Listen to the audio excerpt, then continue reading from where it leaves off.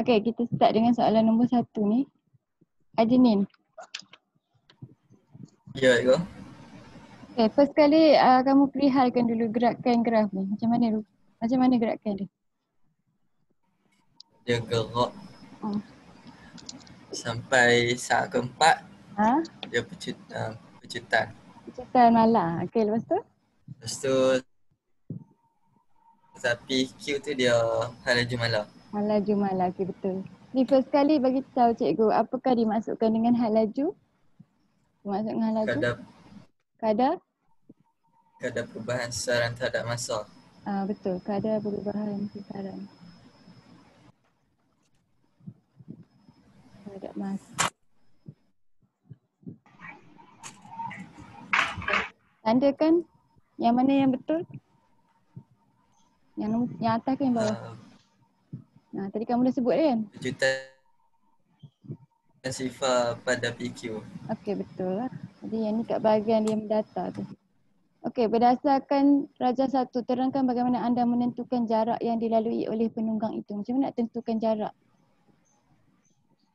Kita cari luas bawah graf. Cari luas bawah graf. Yang ni graf apa? Graf apa? Graf apa? Graf halaju melawan? Laju masa. Halaju lawan masa. Okey, cari luas bawah graf. Betul lah, itu jawapan dia. Kalau kamu dah buat, kamu tanda lah kalau kamu jawab betul. BP. Okey. Nyatakan jenis gerakan basikal selepas 4 saat. Tadi kamu dah kita dah? Gerakan halaju malam. Halaju malam. Ataupun? Laju seragam. Pecutan, kalau sebut pecutan? Pecutan sifar. Okey, pecutan sifar. Senang lah. Dah dapat dah. Kumak. Okey, seterusnya Hakim, soalan nombor 2. Razan menunjukkan sebuah boya yang berayun menegak dan akhirnya berhenti. Jadi yang ni graf dia. Namakan fenomena yang dialami oleh boya tersebut. Pelembapan. Betul, pelembapan gelombang. Pelembapan. Okey. Nyatakan satu faktor yang mengakibatkan fenomena ini. Tangan angin boleh tak? Yang ni kita tak boleh kata angin sebab dia tengah cakap pasal benda yang bergerak atas air. Jadi kita ganti dengan apa? Bintangan? Air. Air lah. Tukar dengan air. Kalau dia kat udara, kita kata udara lah. Kalau dia dalam air, air lah. Okey. Berdasarkan graf, yang ni graf dia. Nyatakan tempoh ayunan dia. Berapa tempoh dia? 2 saat. 2 saat, okey betul. Jadi kalau tempoh dia 2 saat, berapa frekuensi dia? 0.5. 1/2 kan. Jadi sama dengan 0.5. Unit dia? Hertz. Alright. Habis dah soalan dia. Okey. Amir, soalan nombor 3. Namakan tindak balas yang ditunjukkan. Pembelahan nukleus. Pembelahan nukleus. Betul.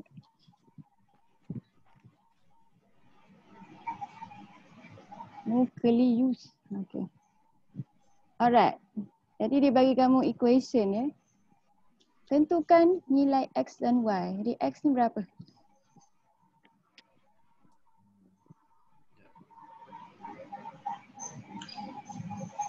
Saya nak cari X. X sama dengan apa? X sama dengan Kamu tengok je kat bawah ni. Dia sebelum mesti sama dengan selepas. Dia sebelum ni ada 92 kan? 92 tolak 56. 92 tolak 56. Jadi jawapan dia berapa?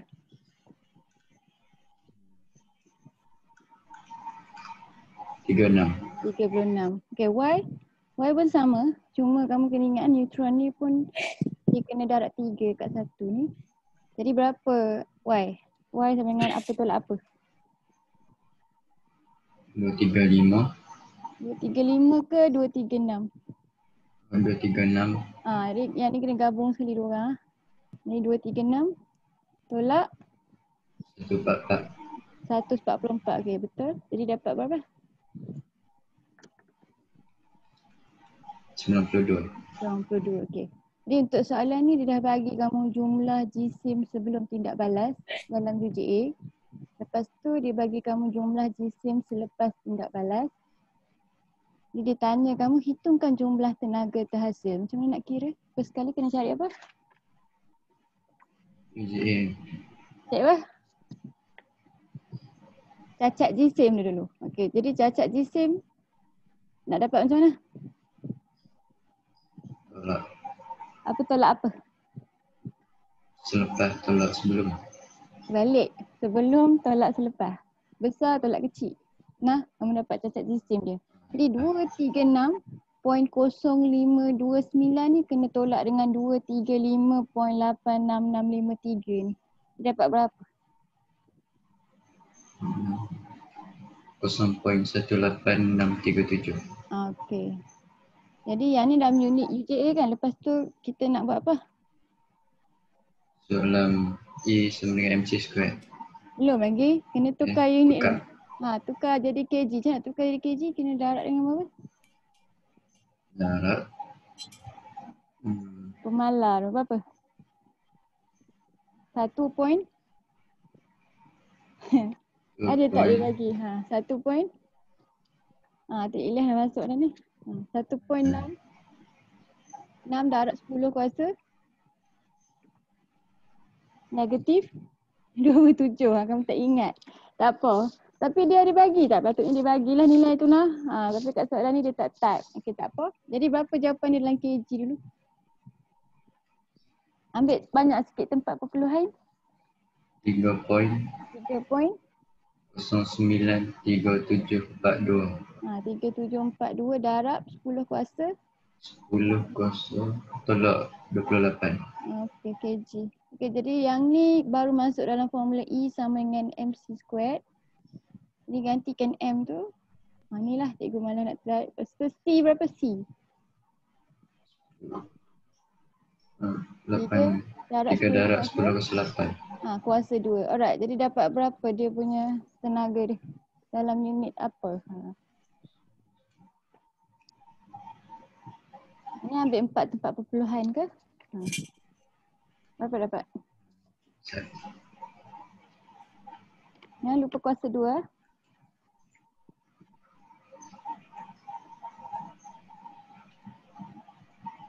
Okey, Luqman masuk dah.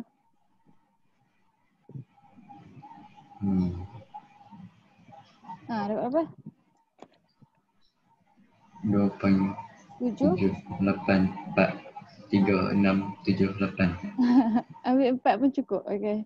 Darab 10 kuasa berapa? 84. 10 kuasa? 10 kosong negatif 11. Unit apa? Joule. Joule. Joule lah sebab tenaga. Okey. Nyatakan satu cara untuk mengawal tindak balas ini dalam menghasilkan tenaga haba yang berlebihan supaya tak menghasilkan tenaga berlebihan dalam sebuah reaktor nuklear. Macam mana nak kawal tindak balas pelakuran ni? Pembelahan.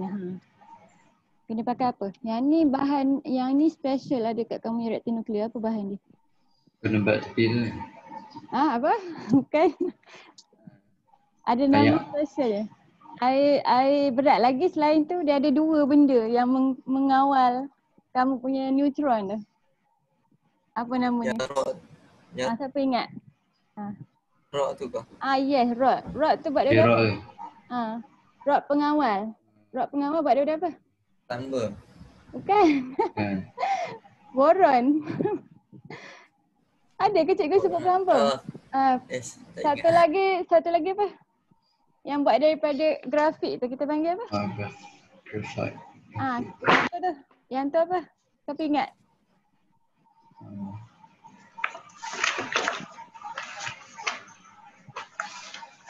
Yang buat daripada grafik tu apa? Kita panggil apa? Moderator. Yes, moderator. Moderator grafik. Okey. Okey, jadi salah satu ni dia memelahankan gerakan neutron kamu. Satu tu dia menyerap neutron. Cikgu rasa yang menyerap tu rod kawalan boron. Yang memerlahan tu moderator grafik ni. Tapi nanti kamu boleh check balik. Okay, sebab dah masuk dah orang lain, jadi cikgu tukar, dia punya tukar milik ya. Cikgu bagi kat Luqman soalan ni. Siapa baru masuk? Ni Tak Luqman. ada setengah. Siapa kata tak setengah-setengah? Okay, yang ni Luqman, nombor 4. Nombor 5, cikgu bagi kat Ilyas. Ilyas buka kamu punya mat ah. Okay. Lepas tu Saman. Saman boleh ambil soalan elektromagnet ni. Okay. Lepas tu bawah nanti cikgu pilih lah. Okay. Nanti cikgu pilih. Okay, Luqman. Luqman. Soalan nombor 4. Ya. Kamu jawab bila cikgu tanya soalan ni kamu kena jawab Raja 41 tunjukkan satu litar elektrik, gariskan jawapan yang betul. Mentor dalam 4.1 disambung secara selari. Okey, betul. Apabila switch itu dihidupkan, apakah yang berlaku kepada mentor lain apabila satu mentor terbakar? Menyala. Masih lagi menyala. Betul. Sebab dia litar selari. Okey. Diagram 4.2 menunjukkan sebuah litar elektrik. Anggapkan rintangan dalam boleh diabai. Okey, kamu tengok litar senang Berapakah rintangan berkesan litar tersebut? Kita cikgu apa tambah apa dulu? 1/6 tambah 1/6. 1 bahagian se. Kamu kena songsang kan? Lepas tu campur dengan 1. Okey, jadi dapat berapa? 4 ohm. Okey, betul. Rintangan berkesan tu rintangan semua sekali nah. Berapakah bacaan ammeter? Saya nak cari bacaan ammeter ni. Ammeter dia letak kat litar yang luar ni. Kita pakai formula apa? Sama dengan IR. Betul. Jadi V sama dengan IR. V nak bawa masuk berapa? 12. Okey, I nak cari kan R? Yang R4. Okey, betul. Sebab yang ni kita nak cari arus yang total kan. Jadi berapa I total dia? 3 ampere. 3 ampere. Betul lah Malang kira? T. Sebuah lagi perintah 2 ohm dipasang di antara titik P dan Q. Jadi dia pasang kat sini. Secara bersiri. Apakah yang akan berlaku pada bacaan ammeter? Kurang. Okey, berkurang. Sebab apa berkurang? Litar bersiri. Apa jadi kat rintangan dia? Meningkat. Betul. Rintangan dia meningkat sebab dia sambung secara bersiri. Okey, betul. Alright. Ilyas. Ilyas mana Ilyas? Ada. Ada, okey. Okey, kamu tengok gambar rajah ni. Yang ni tube Venturi kamu. Senang saja. Apakah prinsip fizik yang terlibat? Prinsip? Bernoulli. Betul, Bernoulli. Macam mana aja Bernoulli? BERN N? O U. Oh no. LLI. Okey, betul. Alright. Bernoulli. Alright. Diameter bahagian tengah disuruh banding antara dua-dua tube yang kamu nampak ni, yang tengah-tengah. P lebih daripada Q. Okey, betul. P lebih besar daripada Q. Paras air dalam turus kaca yang kat bahagian tengah tu. 5.1 lebih tinggi daripada 5.1 B. Betul. 5.1A besar daripada 5.1 B. Besar dari 5.1 B. Okey. Laju air. Mana satu air lebih laju? Dekat. Dekat mana? Kat kawasan yang P dan Q tu. Laju air. Q. Q lebih laju daripada P kan? Betul.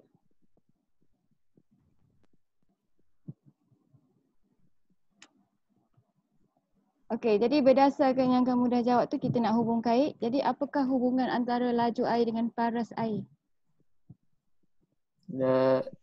Lagi laju air, semakin tambah laju air, makin berkurang paras. Makin berkurang paras air. Okay? Dia punya H dia berkurang.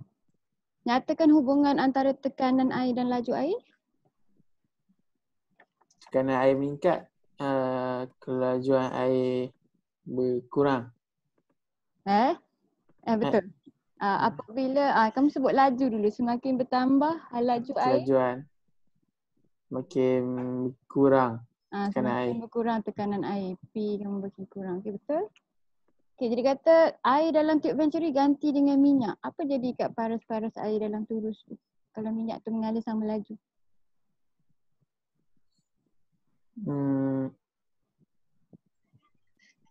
Ada beza tu.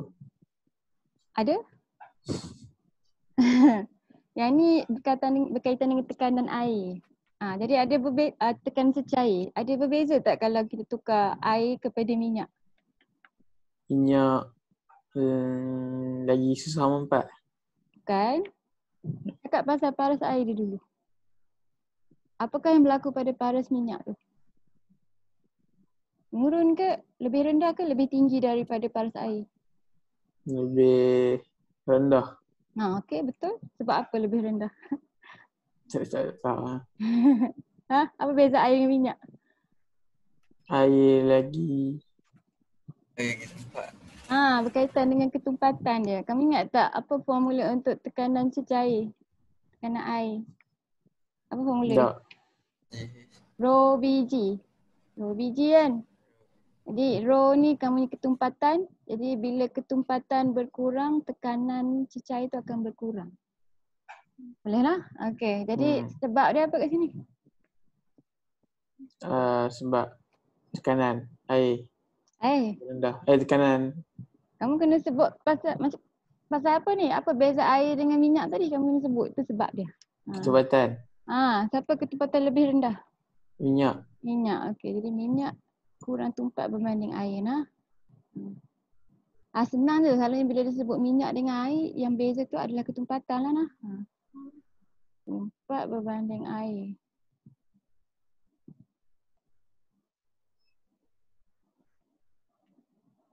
Okey, soalan nombor 6, Syahman.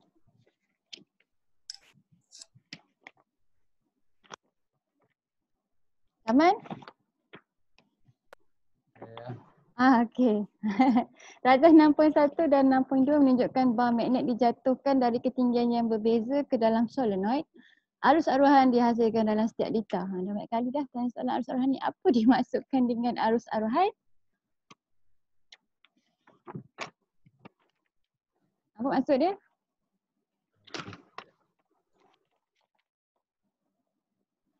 Arus Arus yang dihasilkan oleh? Dihasilkan oleh solenoid. Bukan. Medan magnet. Pemotongan flux magnet. Pemotongan flux magnet lah kita sebut yang tu, ataupun perubahan flux magnet. Arus yang dihasilkan daripada ataupun disebabkan oleh perubahan flux magnet. Ingat lah. Okey. Yang ni soalan senang saja, nak banding juga macam soalan Ilyas tadi. Kamu tengok gambar ni disuruh banding 6.1 dan 6.2 ketinggian magnet dilepaskan. Bagi cikgu jawapan dia. Pelajaran 6.1 ketinggian lebih tinggi. Lebih rendah. Kurang daripada 6.2. Okey. Ketinggian lepas tu banding dia punya pesongan galvanometer. Nampak tak pesongan dia? Siapa pesongan lebih besar? 6.2. Okey, 6.2 besar berbanding 6.1. 6.1. Okey. Seterusnya kekuatan medan magnet dia. Ada beza tak?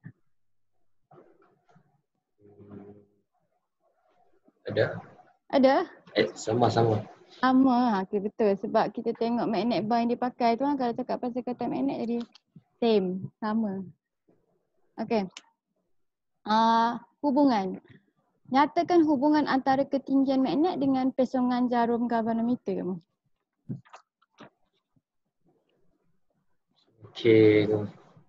Semakin tinggi ketinggian magnet. Semakin tinggi ketinggian magnet dijatuhkan. Semakin tak bertambah pesongan jarum galvanometer. Okey, betul. Semakin tinggi magnet dijatuhkan, semakin bertambah pesongan. Alright. Sekarang ni hubungkan ketinggian magnet dijatuhkan dengan magnitud arus aruhan.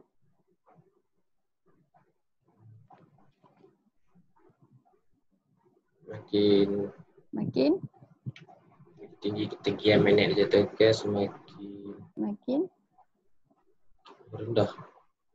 Makin kuat. Makin kuat. Jadi semakin tinggi magnitud arus aruhan yang terhasil. Boleh lah. Yang ni semua berkadar langsung. Okey. D. Jadi kamu tengok gambar rajah ni. Dia ada bateri, ada switch, ada rheostat, lepas tu ada solenoid. Apa jadi bila kita onkan switch ni? Apa jadi kat solenoid ni?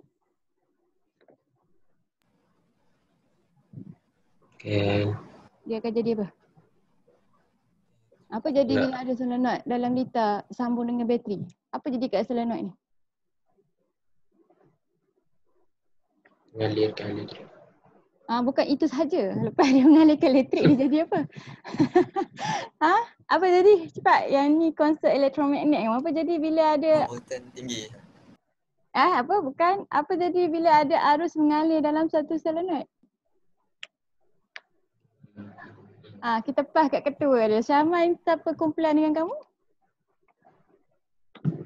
Adenin. Adenin apa jadi kat solenoid?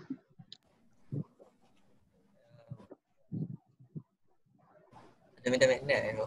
Dia akan jadi elektromagnet. Okey. Jadi kalau kata elektromagnet jadi kat sini, apa tujuan kita buat solenoid satu lagi yang sambung kat galvanometer ni? Injak turun lah. Dia macam transformer sikit kan. Jadi macam mana ada injak turun tu, apa yang terhasil dengan semua injak turun tu tu? Apa jadi? Solenoid kedua ni buat apa? Solenoid kedua ni buat apa? Mengalirkan arus yang lebih dia menghasilkan arus kecil. Arus yang Lebih terhasil besar. tu sabar. Arus yang terhasil tu datang daripada mana? Litar satu lagi. Datang dari mana? Kat sini tak ada bateri ya? Amir. Amir pun kumpulan sekali kan? Apa yang terhasil? Elektromagnet ni kat sini, pasal ada solenoid kat sini. Apa yang terhasil? Arus apa? Aruhan. Arus aruhan. Jadi arus aruhan tu akan menyebabkan yang ni apa? Mentol tu. Kesangan Yang tu apa? galvanometer. Mentol menyala. Bukan mentol, yang tu galvanometer. Galvanometer akan terpesong. Okey. Jadi kita baca soalan dia. Syahman jawab kita dah tahu konsep dia. Apabila switch dihidupkan dan dimatikan, maknanya dia on off kan berselang-seli dan berterusan banyak kali. Terangkan apakah yang berlaku pada pesongan jarum galvanometer? Terpesong je. Apa cakap jelas sikit? Jarum galvanometer akan Terpesong lebih jauh. akan terpesong. Ada beza tak bila dia on dengan off? Ada beza tak? Dari segi pesongan dia. Ada. Beza dia apa? Beza dia apa? Pesongan. Cakap ish. Iyalah dia terpesong. Apa beza dia on litar tu dengan dia off litar tu? Ada arus aruhan. Maksud kamu bila dia on dia terpesong, bila dia off dia terpesong tak? Tak. Dia terpesong juga sebab bila macam ni bila kamu on kan dia, kamu ada magnetic flux yang mengalir dalam satu arah, dia akan menyebabkan pesongan pada galvanometer tu. Jadi bila kita off dia pun ada perubahan flux juga berlaku, jadi ada lagi pesongan pada galvanometer kamu. Boleh? Tapi kat sini dikata dia, kalau kata dia on kan, lepas tu dia tak off balik. Berapa lama rasanya ada pesongan pada galvanometer ni? Sekejap ke selama-lamanya? Dia on, lepas tu dia biar on. Macam mana dengan galvanometer kamu? Macam mana rupa dia?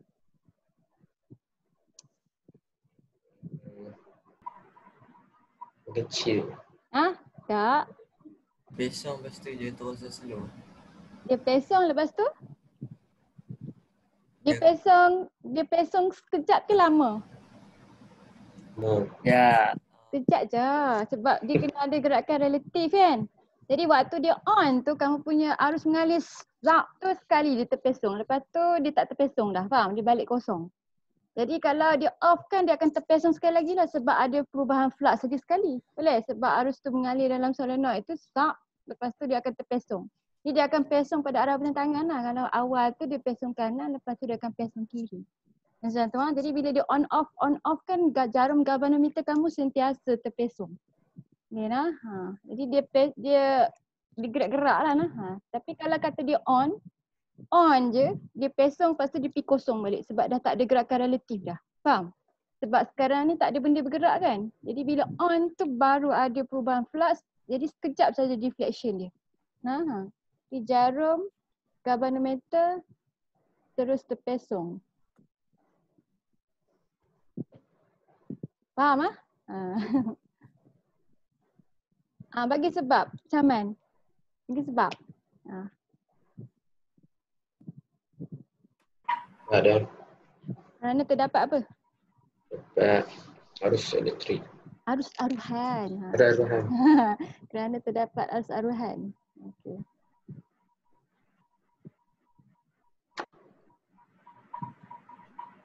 Arus aruhan. Okey. Dan ada gerakan relatif lah nah. Tapi yang ni kalau kamu jawab kat sini pun cukup dah. Tapi kalau sebab tu transformer kamu perlu arus ulang alik. Ingat tak? Sebab kalau arus terus dia sekali saja deflection. Jadi kamu tak boleh nak hasilkan arus yang berterusan. Boleh? Jadi dia kena guna arus ulang alik supaya sentiasa ada perubahan flux magnet pada kamu punya gegelung tu. Okey. Okey, nombor 7 cikgu bagi kat Hakim. Soalan logic gate. Okey, rajah menunjukkan litar analog yang mewakili sebuah gate logik. Jadi kamu tengok litar ni, kat tengah-tengah ni dia ada switch A dan B, lepas tu kat C ni dia bubuh mentol. Namakan gate logik yang diwakili oleh litar analog tersebut. Gate logik Tak faham gambar tu. kamu tak faham gambar? Okey, nak cikgu beritahu kamu. Kalau kata dia on kan A ni, kiranya input A tu 1. Boleh? Kalau dia on kan B ni, kiranya input B tu 1. Kalau dia off, maknanya dia buka macam ni, maknanya kosong. Jadi mentol ni bila dia menyala, output dia 1 kira. Kalau dia tak menyala, output dia kosong. Faham? Okey, jadi kita start. Kalau kata A switch ditutup, mentol tu kamu rasa menyala ke tidak? Tak. Okey, betul. Sebab apa tak? Sebab satu B tu tak sambung. Tak. Yang ni dah kira litar lengkap lah. Oh, sebab output dia kosong. Sebab tak. Yang ni dia, yang ni kiranya kita on yang ni, nampak tak? Yang ni dia sambung secara selari dengan tiga-tiga dengan mentol ni selari, AB ni pun selari. Lepas tu yang ni ada litar dengan mentol ni. Jadi kalau kata dia tutup switch A ni, mentol ni tak menyala, betul. Sebab apa?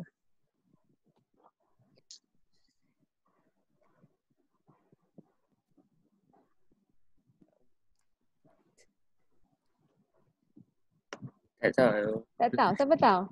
RM1 dah lah. Tak. Siapa tahu kenapa mentol tu tak menyala? Mentol tak menyala.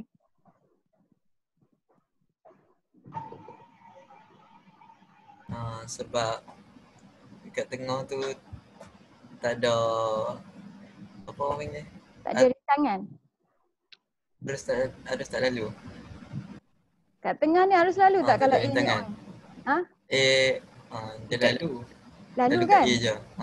Lalu kat A. Arus tu dia akan lalu besar kat A ke besar kat C kalau kata kita on A? Jadi kalau kata A ni dia punya rintangan kiranya hampir tak ada lah. Yang ni ada mentol rintangan dia besar kan. Jadi kalau tempat yang rintangan rendah, arus kamu akan mengalir banyak. Jadi untuk kes yang ni, arus tu hampir semua akan mengalir kat A ni macam short circuit lah kita kira. Tapi dia takkan lalu kat C sebab dia ada alternate route yang rintangan dia kurang. Jadi bila kita on kan A, kita dapat mentol tu tak menyala. Sama juga kalau kita on kan B, mentol tu nyala tak? Tak nyala juga. Tak. Kalau kita on dua-dua, Nyala. nyala Tak kan? menyala. Tak Tak menyala. menyala. Nyala. Tak menyala. Dah. Tak menyala. Dia akan pakai route yang ni. Boleh? Okey. Tapi kalau dua-dua off, Baru menyala. Nyala. baru dia menyala. Jadi yang ni gate apa? Exclusive tak. Tak tahu. Bukan? Dan. Atau ke salah satu kaki dia akan on. Tak tahu. Dan. Apa? Tak Dan. dan. Tak dan, salah. Tak tahu. Tak. Ingat? Tak tahu. Atau ke tak atau? Tak tahu. Atau. Bukan atau. Tak atau. Kan? Tak atau. Betul jadi. Kamu kata tak atau ke atau lah kau putus. Okey. Oh. Okey, tak atau lah. Tak atau betul. Tak atau tu inverse kepada gate atau kan? Ya. Jadi kalau kata gate atau Ya. tu yang ni 1110. Jadi tak atau tak katau. Tak katau ni dia inverse jadi 0001. Boleh lah? Okey. Jadi dia suruh lengkap kan jadi kita boboh. Jadi 00 tadi jadi apa? Kosong. Satu. 01 tadi? Satu. Ya Allah. 01 tadi? Kosong. Satu kosong kosong kosong kosong. Kosong. Ya. Jadi isi semua betul baru dapat 2. Okey. Okey, kamu tengok gate logik ni. Ini Hakim ni kan, tak habis kan? Jadi dia suruh kamu lengkapkan table ni. Yang ni gate apa kat atas ni? Tak dan. Tak dan. Bawah ni? Tak. Gate tak. Jadi kalau masuk gate tak dan, kita memang tulis kod dia dulu. Jadi dia share kaki ni, maknanya kat sini kaki B. Jadi bila tak dan masuk 00 jadi apa? Satu. 1. 01? Satu. 1. 10? Satu. 1. 11? Kosong sebab dia inverse dari gate dan. Gate dan hanya akan menyala kalau 1-1 kan. Jadi kalau gate tak dan dia akan jadi terbalik. Kalau gate tak ni 0101 jadi apa? Satu kosong satu kosong. 1010. Jadi yang ni gate apa yang Z ni? Atau. Gate atau. Okey, 11 jadi apa? Satu. 110. Satu kosong satu. 111. Satu juga. 100. Kosong. Kosong. Okey, jadi kita isi table ni. Okey, jadi SY tu betul tak kita tulis 00011011. Jadi X kamu 1110 betul. Yang ni 1110. Tadi Y apa? Satu kosong satu kosong. 1010. Z kamu? Satu satu kosong. Okey, betul. Jadi yang ni betul 3-3 baru dapat 3 markah. Okey, C.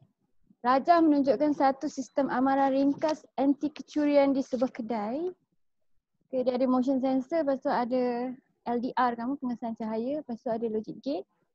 Jadi dia kata kat kamu, Lita terdiri daripada pengesan cahaya, pengesan gerakan, sebuah logic gate. Lita akan beroperasi sepenuhnya pada waktu malam dan terdapat gerakan. Maknanya bila yang ni dengan yang ni ada, dia akan keluarkan output. Output satu lah, dia akan bagi amaran. Okey. Jadi untuk kamu punya Lita pengesan cahaya tu, malam dia akan keluar output satu. Kalau untuk pengesan gerakan tu, bila ada pergerakan dia akan keluarkan output satu. Okey, jadi kita nak pakai gate logic apa untuk kes yang ni? Satu-satu untuk menghasilkan apa? Satu. Logic gate apa kat sini? Gate dan. Gate dan, betul lah.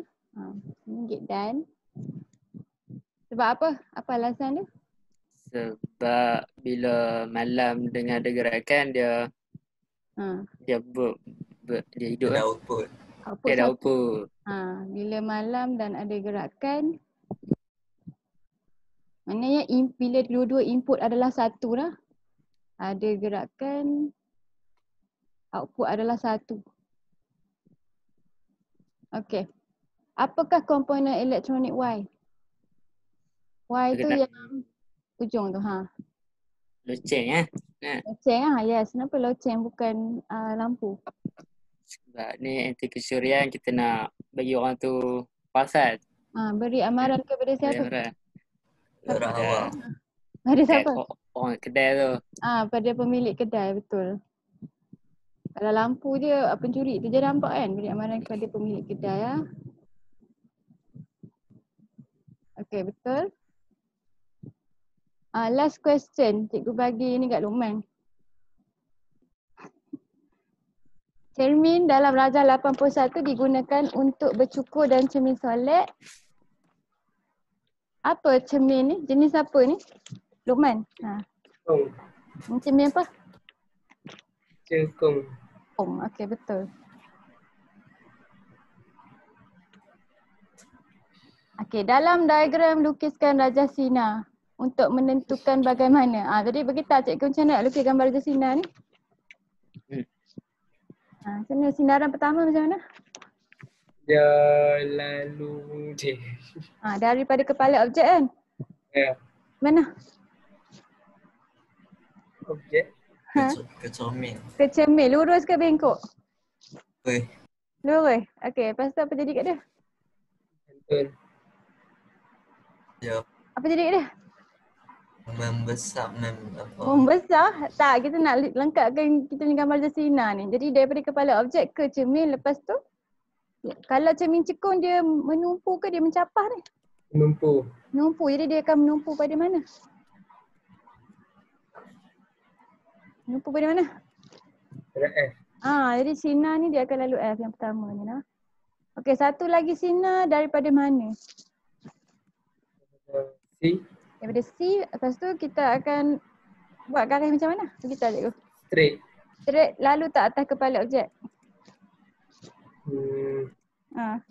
Lalu. Lalu Jadi cikgu bengkok sebab cikgu tak ada bagi. Lepas tu dia patah balik macam mana? Lalu C kat. Okey, dia akan patah balik pada garis sama. Jadi macam mana nak tentukan image dia?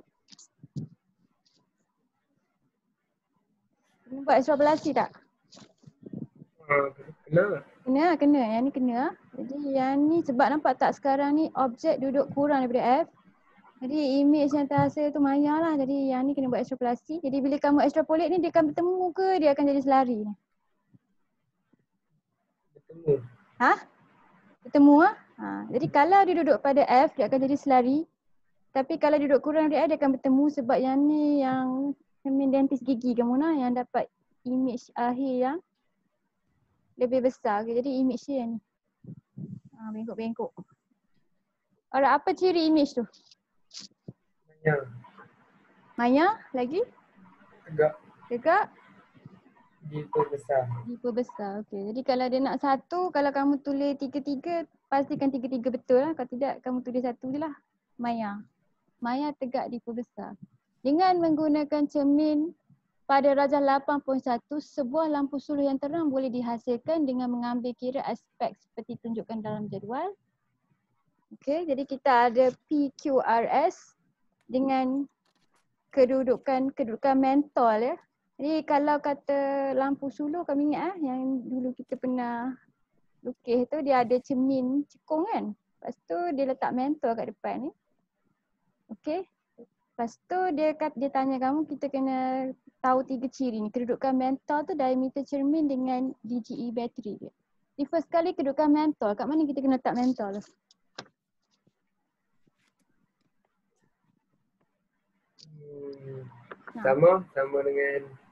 Sama dengan F. Betul? Ya. Sebab apa kena letak pada F? Sebab apa? Apa jadi bila cahaya tu terpantul kalau mentol tu duduk pada F? Infinity. Jadi apa? Cahaya tu akan bergerak lebih jauh ke? Dia akan dicapahkan ke? Dia akan menumpu pada satu titik?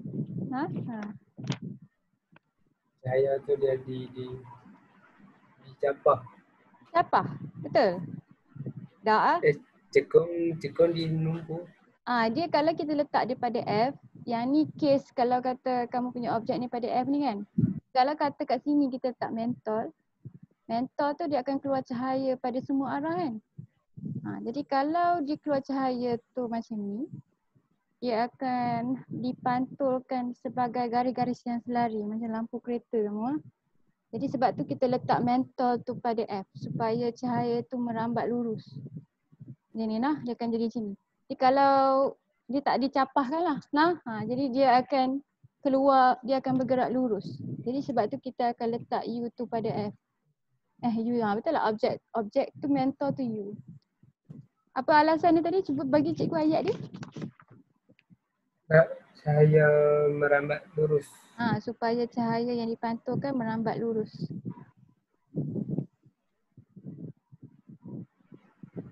Pantul merambat lurus. Diameter cermin tu, nak besar ke kecil? Ya. Besar. Sebab apa? Kita nak hasilkan cahaya besar. Dia akan memantulkan. Dia akan memantulkan Cahaya yang lebih besar. Ya. cahaya lebih banyak. Dapat Cahaya memantulkan cahaya lebih banyak. Mantulkan cahaya lebih banyak. GGE battery tinggi. Sebab apa? Nak hasilkan tenaga cahaya yang banyak. Yang Betul. besar. Jadi dia akan supply apa adalah membekalkan. Membekalkan tenaga yang besar. Ya, tenaga yang banyak. Jadi kalau DGE tu kita cakap pasal tenaga dia. Tenaga yang banyak. Alright. Berdasarkan jawapan anda, mana satu yang kita nak? P ke Q ke R ke S? Q. Q, okey betul lah. Jawapan dia Q. Okey, habis dah ke soalan? Tu habis kan? Okey. Jadi cikgu nak bincang dengan kamu soalan esei ni, tapi kita habiskan dulu soalan yang cikgu buat dengan kamu dalam kelas. Hari tu kita stop kat soalan gelombang ni kan? Okey, jadi kita nak jawab soalan esei untuk gelombang ni nah. Jadi yang ni kita bincang. Jadi kamu bagi cikgu jawapan yang betul ya. Di satu piring, kamu ada tak soalan esei ni kat kamu? Ada? Ada. Ya, okey.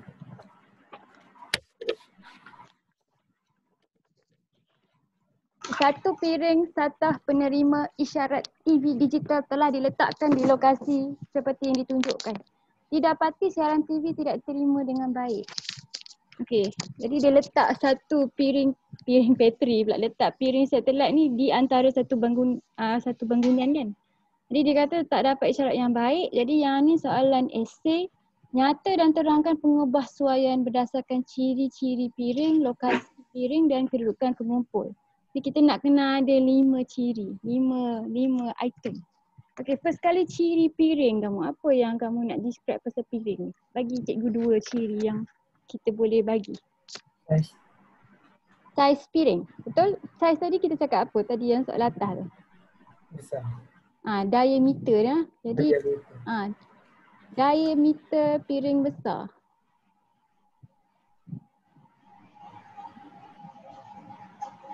Sebab apa? Dia boleh pantul lebih banyak. Dia dapat memantul dan menerima lebih banyak isyarat gelombang. Jadi dia buat dua-dua tau. Kalau kamu punya piring ni, dia boleh terima maklumat dan dia boleh hantar maklumat. Jadi kita kata dia boleh pantul dan menerima lebih banyak maklumat. Terima. Lebih elok kalau kamu salin sendiri kan Nina. Sebab tulisan cikgu tak cantik. Dan terima lebih banyak maklumat. Okey, jadi apa lagi ciri lain untuk kamu yang piring ni? Bentuk dia macam mana? Parabola. Bentuk parabola. Betul lah, melengkung lah. Kamu boleh kata cekung. Ataupun kamu kata spesifik lagi dia bentuk parabola. Sebab apa kita nak bentuk parabola? Kumpul lebih banyak. Apa kelebihan bentuk parabola? Menumpuk. Dia akan menumpukan semua isyarat tu pergi ke mana? Kumpul. Ada satu.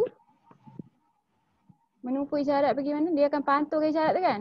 Jadi dia macam pantulan torchlight kamu tu. Kalau kata dia cekung, dia akan pantul pergi ke mana? Kumpul. Apa? Menumpuk isyarat yang diterima pada apa? Berisyarat.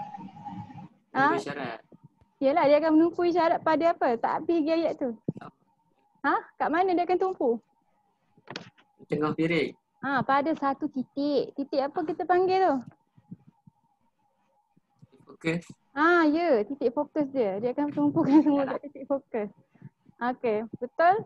Okey, dah kita dah dapat 2 ciri dah. Maknanya kita dah dapat 4 markah. Lokasi piring. Tinggi. Tinggi, okey betul. Sebab Tinggi. apa kita nak tinggi? Tapi ingat, tinggi sebab apa? Dia apa? Terhindar daripada halangan. Kurang halangan. Dia tak ada rintangan. Tiada halangan. Halangan dah. Halangan. Tiada halangan. Okey, betul? Okey. Jadi sekarang ni lokasi dia satu lagi lokasi. Jadi piring ni dia nak terima isyarat daripada mana? Kata asteroid kamu. Ni TV kan? Dia nak terima isyarat daripada mana? Satelit kan? Jadi kita nak hala dia ke arah mana? Langit lah ke hala dia ke atas lah nah. Jangan hala dia ke bawah. Okey, hala dia ke atas. ke atas. Kat atas. Kau boleh kata ke atas ataupun ke arah satelit. Macam astrodish kamu tu dia ukur kan kat mana dia kena hala sebab satelit akan bagi signal kat situ. Kan kalau cuba kamu tengok kat luar rumah kamu, jiran kamu punya astrodish semua pandang arah sama nah. Jadi dia tumpu ke arah kamu punya satelit. Ke arah satelit. Sebab apa? Apa alasan dia? Lebih banyak Isyarat. Mat. lebih banyak isyarat dapat Ah. diterima. Dan Diterima. boleh dapat lebih banyak isyarat. Dah berapa isi dah ni? 4. Satu lagi. Satu lagi dia suruh terang apa? Kedudukan pengumpul. Kedudukan pengumpul. Okey, kat mana kita kena letak dia punya pengumpul tu? Yang ni. Yang ni pengumpul. Dia nak letak kat mana ni? Tengah-tengah. Kan kata tengah-tengah. Tengah piring. Bukan tengah piring. Titik fokus. Kat Bukan. titik fokus. Sebab tadi kita punya isyarat semua akan menumpuk kat titik fokus. Jadi kita kena letak dia punya receiver tu kat titik fokus lah. Jangan kata kat tengah-tengah. Kamu kalau tengah-tengah tu main kamu letak kat C. Kita bukan letak kat C. Kita letak separuh daripada C. Mana hilang dah soalan tadi kan. Jadi kat situ panjang fokus dia nah. Okay. Jadi kamu cakap kamu letak dia pada panjang fokus kamu punya piring tu. Ataupun titik fokus piring. Titik fokus lah. Titik fokus piring. Sebab apa? Dapat ditumpu. Semua isyarat akan menumpu pada titik tersebut kan? Betul? Jadi dia dapat isyarat yang paling kuat lah kat situ. Jadi kalau dia tak salah tempat, tak dapat lah. Okey, dah habis dah. Kita dah dapat dah 10 markah. Jadi sekarang ni kita nak bincang soalan yang mana dulu? Kamu nak bincang soalan yang mana dulu? Kita habiskan yang bahagian cikgu dulu lah. Nanti next class cikgu akan bincang kamu yang bahagian kamu punya. Boleh? Jadi bahagian cikgu hari tu yang Archimedes ni kan? Alright, nanti next class kita akan bincang yang motor ni lah. Okay. Ataupun cikgu rasa elok kamu hantar kat cikgu jawapan, cikgu semak boleh. Kamu buat dalam hari tu kamu kena buat kumpulan kan yang bawah ni kan? Jadi yang 2 lagi tu kamu hantar jawapan kamu dalam kumpulan. Nanti cikgu semak. Boleh macam tu? Boleh bincang tak? Boleh bincang tak kamu sesama kamu? Macam kata Hakim boleh bincang kat dengan Ilyas. Tak, saya solo nanti tu. Janganlah solo. Kamu buat Zoom lah. Boleh. Kamu buat Zoom. Kamu buat Discord. Ilyas tu. Ilyas dia suka malam-malam. Ramai-ramai. Kena saling betul ansur. Bincanglah bagus. Okey. Ini nombor 11 ni. Mari kita jawab sama-sama. Darjah 11.1 menunjukkan sebuah kapal selam di lautan. Kapal selam menggunakan prinsip Archimedes untuk bolehkannya terapung dan tenggelam. Nyatakan prinsip Archimedes. Tapi ingat, apa yang dinyatakan oleh prinsip Archimedes? Daya tujuh kat atas. Daya tersesat. Daya tujuh kat atas sama dengan apa? Berat. Berat apa? Berat. Berat bukan berat objek. Berat air tersesar. Yes, berat air tersesar. Ingat lah. Jadi yang ni yang dikata oleh Archimedes. Masa dia masuk dalam swimming pool air tu kan. Okey. Masa dia masuk dalam air tu keluar. Jadi banyak mana air tu keluar, banyak tulah badan terendam tu lah. Jadi daya apungan tu adalah sama dengan berat air tersesat. Okey, jadi yang ni nak dapat 4 markah. Terangkan bagaimana kapal selam terapung dan timbul. Cikgu bagi Ilyas. Ilyas bagi tahu cikgu macam mana kapal selam ni terapung dulu. Apa yang kamu kena cerita?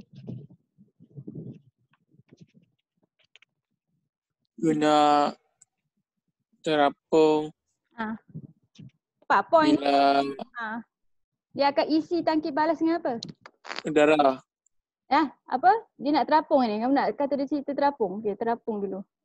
Dengan udara. Kes terapung lah. Udara apa? Oksigen. Bukan, tangki balas diisi dengan apa? Terapung dengan udara. Tenggelam dulu lah. Tenggelam dulu. Tenggelam diisi dengan air. Cakap lah betul-betul. Bukan tenggelam diisi dengan air. Siapa yang diisi dengan air? Tangki balas diisi dengan air. Tangki balas diisi dengan air. Lepas tu apa jadi?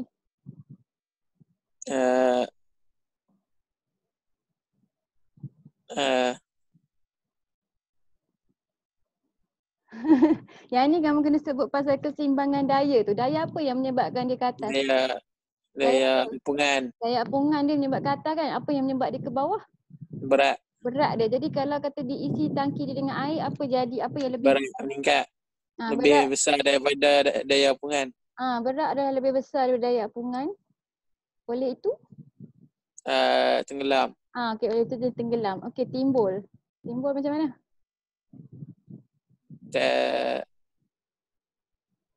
Air dikeluarkan air dikeluarkan daripada tangki balas. Mana dia keluarkan air tu?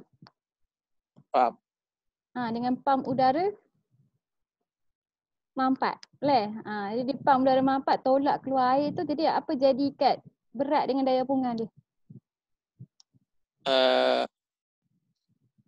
Berat daya apungan dia melebihi berat. Melebihi berat. Oleh itu dia timba. Okey, betul lah. Jadi yang ni yang kamu kena mention lah. Okey, boleh. Okey, jadual 11.1 menunjukkan 4 buah bot PQRS dengan spesifikasi yang berbeza. Anda dikendaki menentukan bot yang paling sesuai untuk membawa penumpang yang ramai dan bergerak dengan laju dan selamat. Jadi ciri dia kita nak boleh muat ramai orang. Lepas tu kita nak dia laju. Okey. Tak. Cikgu cari pensel cikgu pergi mana. Okey.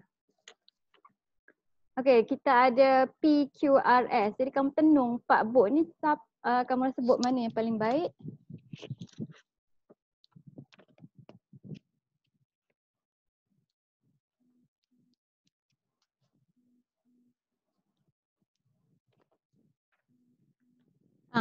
Dah tenung dah ke? Semua orang tenung. Bot mana paling baik? Q. Okey. Semua setuju tak?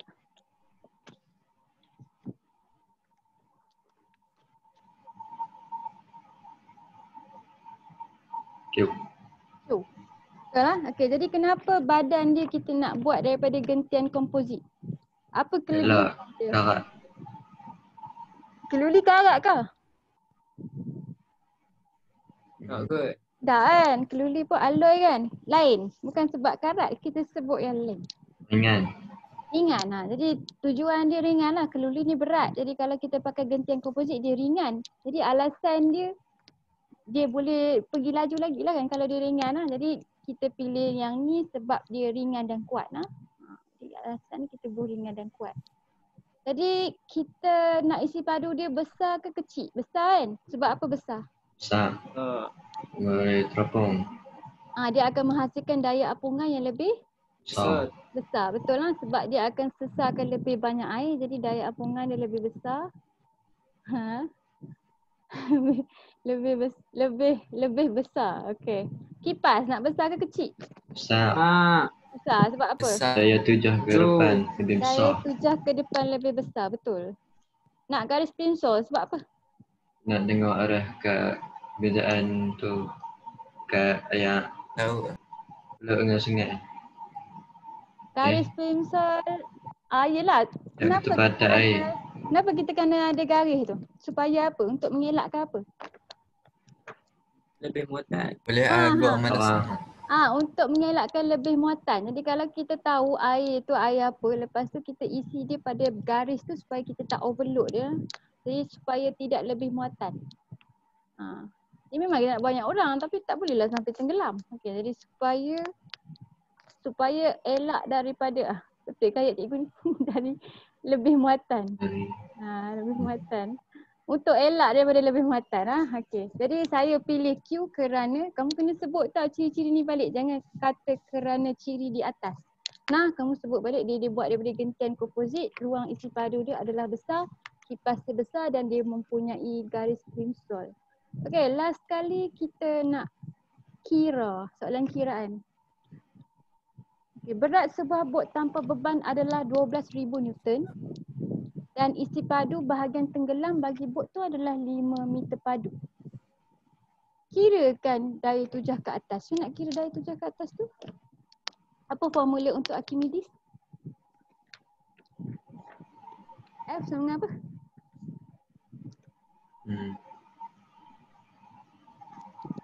Ingat? Rho VG. Rho VG. Betul lah. Tadi cikgu kata P tu sama dengan apa? Rho VG ya? Cikgu cakap Rho VG. Jadi P tu bukan Rho VG. P tu. Rho GH. Ada H lah.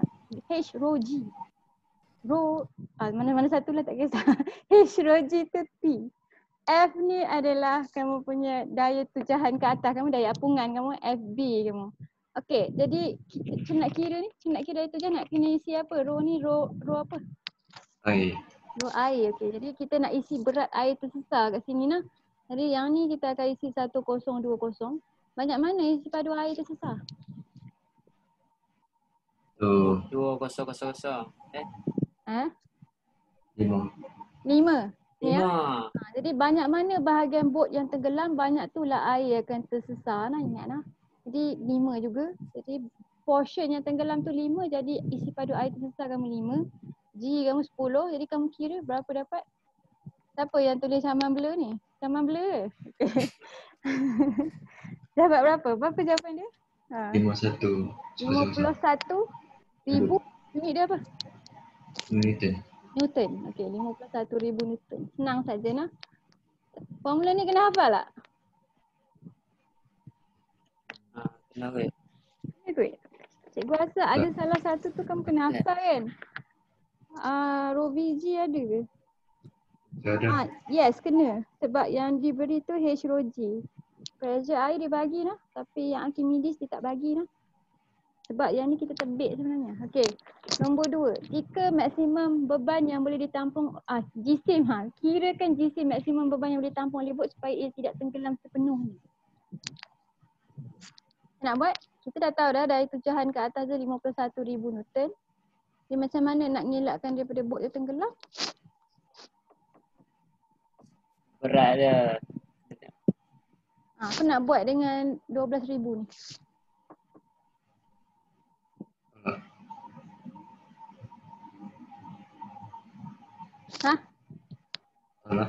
Tolak? Betul? Okey, 51,000 tolak dengan berat bot tu sendiri 21, berapa berat bot tu? 12,000.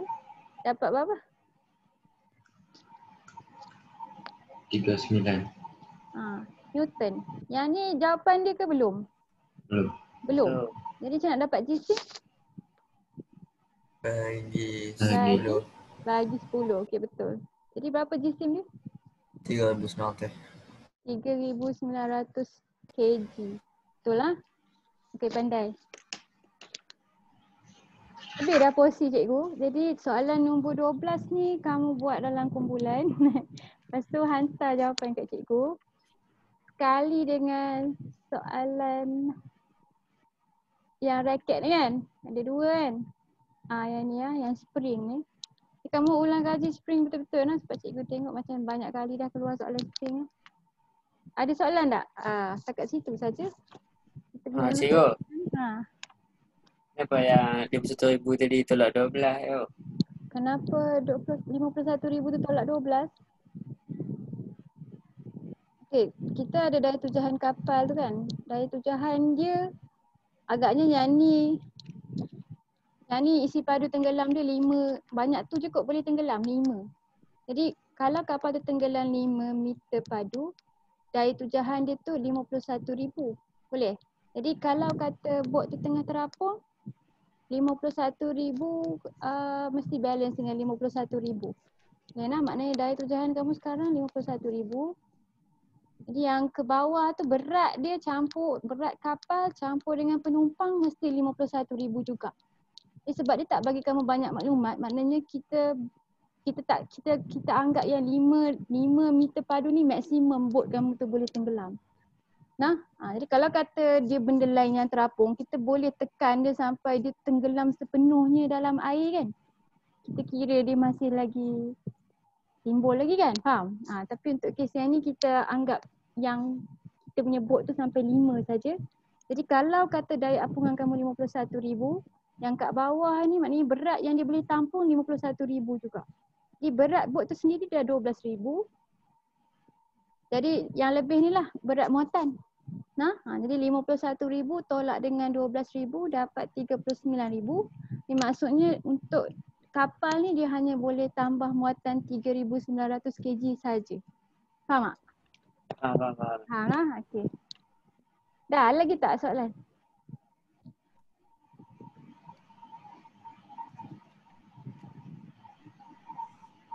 Ada? Tak ada dah? Senyap dah? Okey. Jadi kamu faham. Jadi cikgu dah upload kat kamu dalam Google Classroom tu kertas 3. Kertas 3 tu cikgu akan bincang dengan kamu soalan yang kedua dengan soalan yang eksperimen. Soalan nombor 1 tu cikgu nak kamu buat sendiri masing-masing. Boleh? Jadi kalau kamu dah siap, kamu boleh hantar jawapan kat cikgu. Cikgu akan tengok kamu buat betul ke tidak. Boleh tak macam tu? Yang tu kalau kamu nak buat kumpulan pun boleh jugalah nak. Kalau nak buat individu pun boleh lah, tak salah. Jadi kalau dah tak ada soalan, kita punya kelas fizik kalau next week ikut jadual hari Isnin lah. Boleh hari Isnin tu? Berapa tak kelas? Okay. Pukul 10 tak? Okay, 10:30. 10:30. Boleh tak Ilyas? Boleh lah. Boleh lah. Dengan tidur. Bangun awal sikit. Okey. Jadi kalau tak ada apa-apa dah, cikgu rekod ni tapi kamu perlu tengok balik ke tidak?